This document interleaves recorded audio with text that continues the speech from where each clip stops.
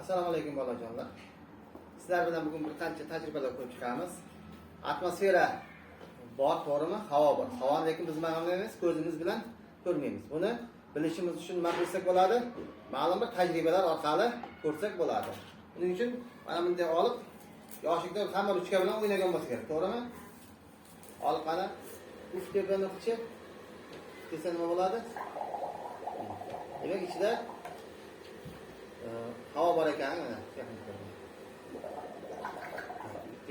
yana ko'radigan bo'lsak, mana buni bo'ldi. Mana buni tiqamiz. Tiqsak ichiga nima qilmaydi? Suv kirmaydi. Asta nima qilamiz? Qiyalatgan sayin nima qilamiz? Suv kiradi. Bolalar ko'rsatmaydi.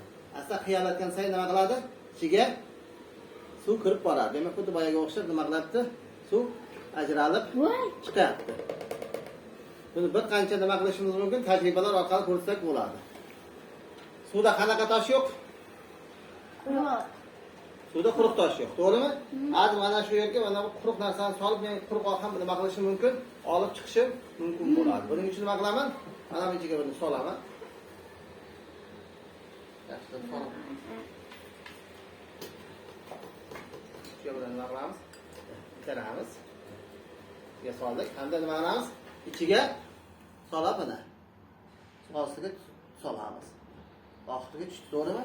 Yana chiqaramiz. Ichidagi qog'oz nima?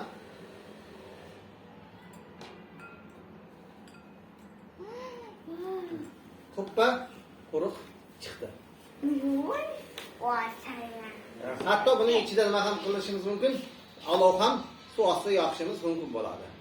Ko'pgina like-packlar bossalaringiz o'sha tajribani ham nima qilib beraman, ko'rsatib beraman. Bolajonlar bilan xayrlashamiz.